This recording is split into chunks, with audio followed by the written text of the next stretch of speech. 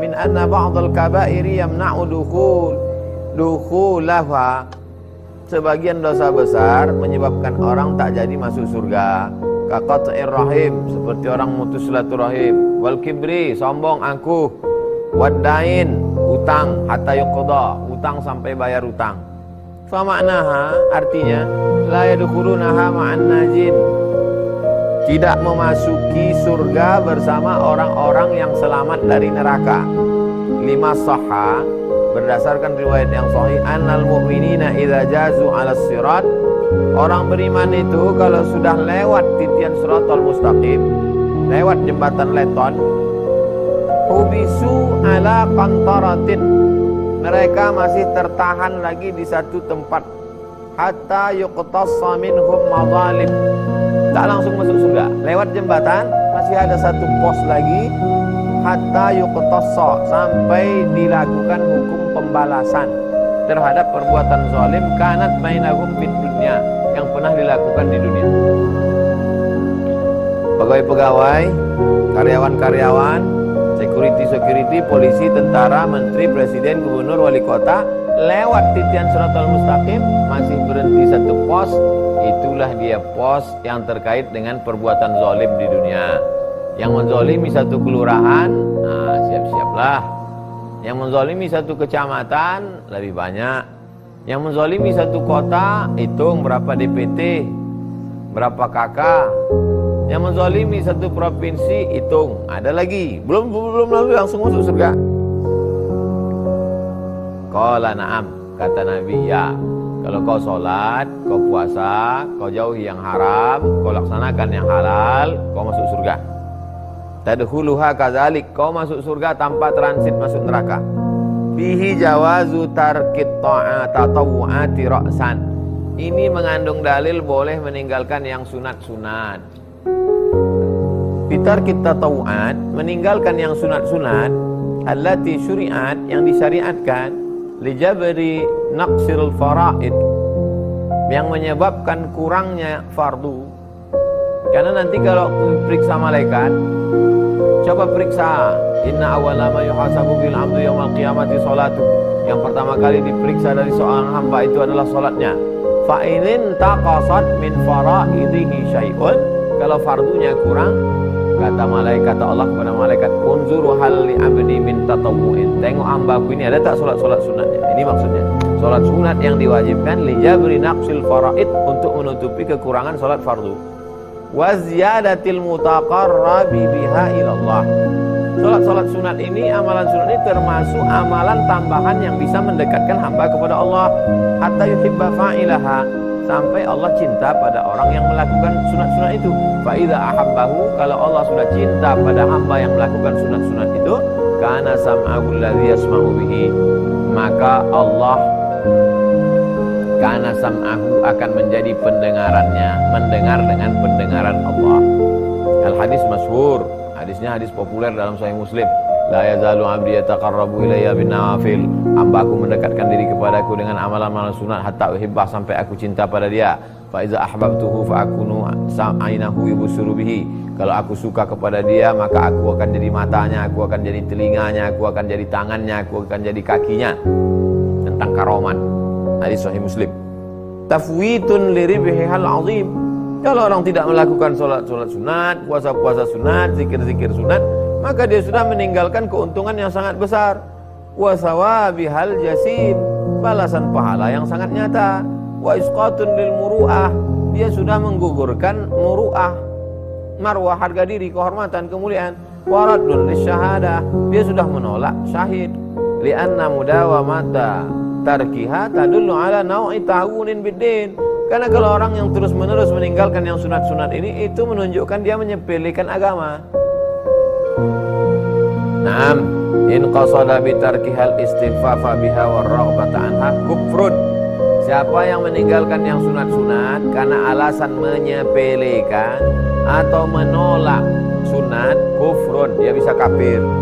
Wa innama taraka sallallahu alaihi wasallam tambihahu 'alaiha taisiran. Kenapa Nabi mengatakan kalau kau sholat wajib, puasa sunat, puasa wajib, kau masuk surga? Kenapa begitu? tambihahu alaiha taisiran. Nabi mau ngasih keringanan, wa tashilan alaih, memudahkan dia. Liqurbi ahdihi bil Islam, karena dia baru aja masuk Islam. Wa khasyatan min tafarrutihi law aktsar alaihi. Dikhawatirkan nanti khasyatan min nafratihi law aktsar alaihi. Kalau dikasih tahu banyak-banyak, khawatir nanti dia menolak. Ini nasihat seperti ini cocok untuk mu'allaf baru masuk Islam. Ustaz, saya mau masuk Islam, Pak Ustaz. Kau sholat, puasa, masuk surga. Gitu.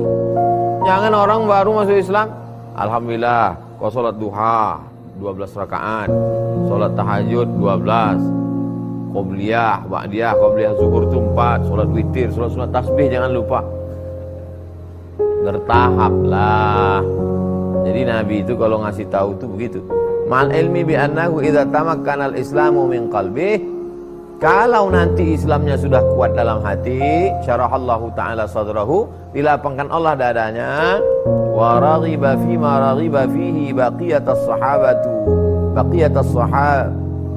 sahabati min musabaratihim 'ala at-tatawu'at. Maka dia nanti akan sama seperti sahabat-sahabat lain yang berlomba-lomba dalam melakukan solat-solat sunat, puasa-puasa sunat. Kamu sabaratihim 'alal faraid ightinaman, sebagaimana mereka berlomba-lomba berpacu dalam ibadah fardu, ightinaman lima ja'a min 'azimi sawabiha, karena ingin mendapatkan pahala yang besar. Ustaz, bagaimana membedakan perkataan hati dengan bisikan setan? Alladzi waswisu fi sudurin nas minal jinnati wan nas. Alladzi waswisu, berbisik-bisik, fi sudurin nas, dalam hati manusia, minal jinnati, dari kalangan jin, nas, dan manusia.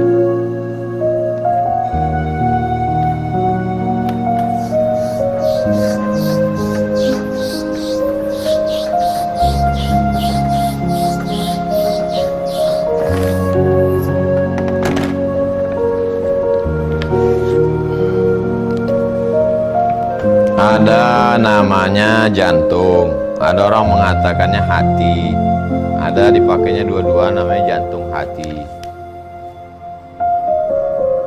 Ada bisikan dari setan namanya waswasah. Ada bisikan dari malaikat namanya ilham. Ada bisikan dari hati itu sendiri namanya khatara atau khawatir. Selalu orang pakai khawatir. Aku khawatir kali ini Pak Ustaz. Apa yang kau khawatirkan? Itu loh, saya khawatir. Khawatir itu artinya lintasan. Khawatir, lintasan, khatara, khawatir, lintasan-lintasan dalam hati. Bagaimana cara kita membedakannya bahwa itu lintasan hati atau bisikan setan atau ilham dari malaikat? Gimana cara kita membedakannya? Cara membedakannya begini.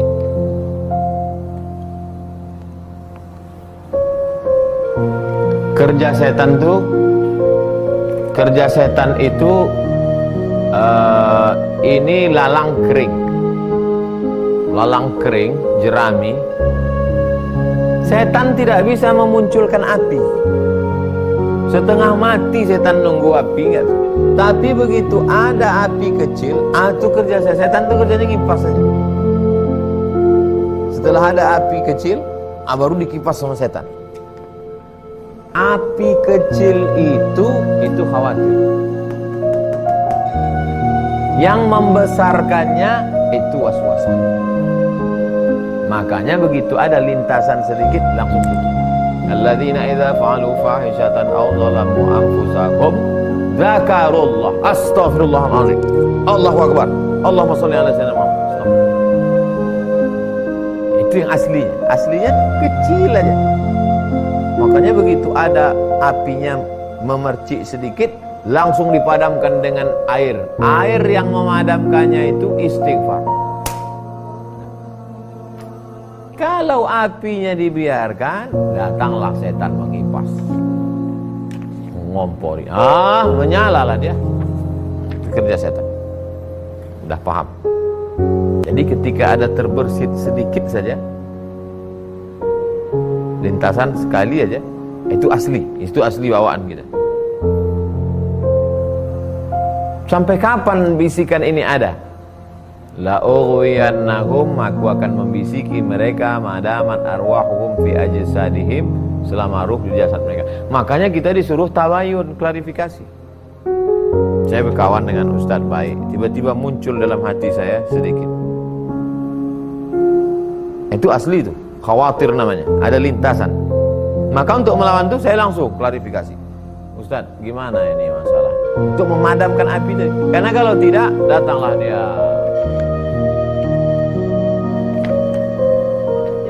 Makanya di antara yang memadamkan bisikan itu adalah tahlil, la ilaha illallah. Makanya orang yang tahlil itu kepalanya ke situ. La ilaha illallah. Memadamkan api kecil yang ada.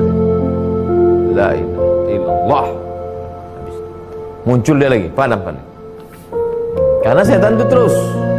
La atiyannahum min baini aydihim, aku akan datang dari depan, wa min khalfihim, dari belakang, wa an aymanihim, dari kanan, wa an syama'ilihim, dari kiri. Tak berhenti dia. La ughwiyannahum, aku akan bengkokkan jalanmu yang lurus. La aqudanna lahum siratakal mustaqim. Tak pernah berhenti dia. Setan tak pernah berhenti. Setan belum pensiun. Makanya mau baca Quran pun kita, idza qara'tal Quran, kalau kau baca Quran, fasta'iz billah, a'udzubillahi minasyaitonir. La tattabi'u khutuwati syaitan, jangan kau ikuti langkah-langkah setan. Inna syaitana lakum aduun fattakhidhuhu aduwa, setan itu adalah musuh, jadikan dia sebagai musuh, jangan berkawan sama setan. Yang kecil pertama kali, yang murni kecil pertama kali, itu dia bisikan. Setelah dia membesar, setan punya kerja. Inna ibadi laisa laka alaihim sultan, kata Allah. Hambaku, kau tak punya kuasa untuk masuk ke hati mereka setan. Inna ibadi, hambaku yang menghambakan diri kepada aku, maka kau tak bisa masuk ke mereka setan. Kenapa? Karena api tak ada. Api tak ada, apa yang mau dikipas setan? Setengah mati setan ngipas, tak bisa hidup, tak ada api. Siapa itu? Ibadi. Siapa dia? Illa ibadaka minhumul mukhlasin, kecuali hambaku yang ikhlas. Orang kalau bersahabat dengan ikhlas, setan tak bisa masuk. 3. Pak Haris, Ustaz, adakah dalil yang menyatakan roh orang beriman sudah meninggal bisa kembali ke dunia dan masuk ke dalam orang yang masih hidup?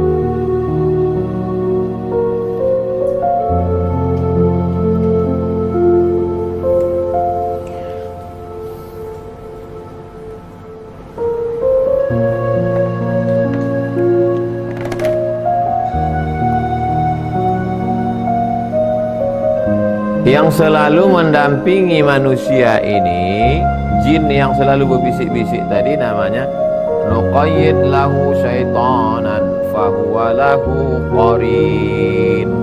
Nama perbuatannya waswasah, nama setannya qarin. Qarin artinya selalu bersama. Itu arti qarin. Qarin selalu bersama. Jangan nanti pas baca berita di harian Mesir,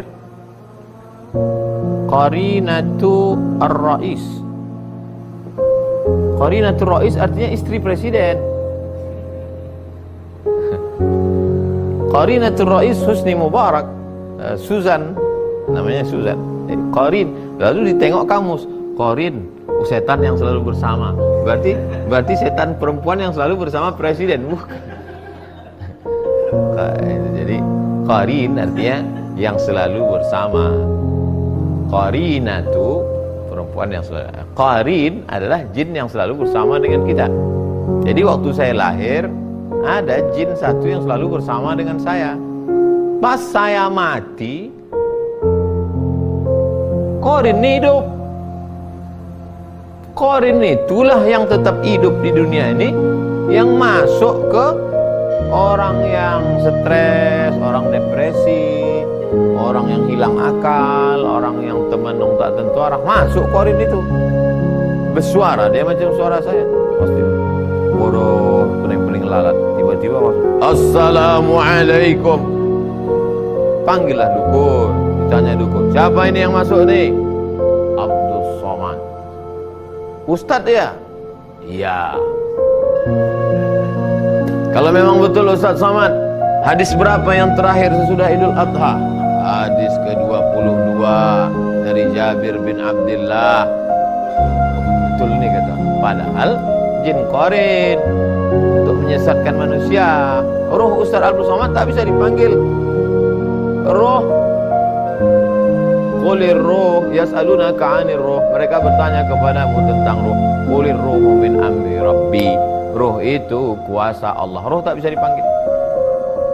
Roh tak bisa dipanggil. Roh itu kuasa Allah Subhanahu wa taala.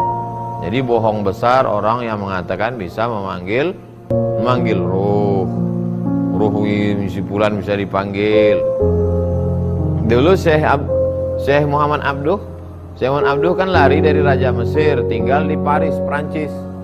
Rupanya orang di Eropa waktu itu, Syekh Muhammad Abduh meninggal 1905, 115 tahun yang lalu. Di Paris waktu itu masih ada orang manggil roh. Jadi kebetulan Syekh Muhammad Abduh ikut acara di itu. Dia sebetulnya ikut mau nantang mereka. Kata dia, kalau memang betul kalian bisa manggil roh, coba panggil roh Nabi Isa. Aku mau nanya sama dia. Kata mereka, roh yang lain bisa, roh Nabi Isa ini khusus nggak bisa. Oleh sebab itu maka roh itu urusan Allah, tak bisa, bukan kuasa kita. Ibu Wati, Ustadz, kalau kita masih punya qadha sholat, bolehkah kita laksanakan sholat sunat dulu baru qadha? Qadha itu Bu bisa dilaksanakan sebelum, misalnya qadha isya, bisa dilaksanakan sebelum isya. Misalnya di Masjidil Haram, dari azan ke iqamat panjang setengah jam. Masuk masjid, qabliyah isya, habis itu qadha. Daripada duduk tak tentu arah, HP moto-moto jamaah, selfie, qadha. Habis sholat isya, ba'diyah. Atau setelah sholat isya, ba'diyah isya. Habis itu qadha. Bisa. Jadi qadha tidak terhalang ba'diyah, qabliyah, sebelum ba'diyah, sebelum qabliyah. Atau masuk masjid belum azan, salat qadha. Begitu Ibu Wati.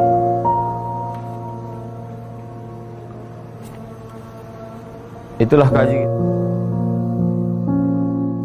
Kita tutup dengan baca kafaratul majlis. Subhanakallahumma wa bihamdika, asyhadu an la ilaha illa anta, astaghfiruka wa atubu ilaik. Sallallahu alaihi wasallam Muhammad wa alihi wasallam. Alhamdulillahirabbil alamin. Assalamualaikum warahmatullahi wabarakatuh.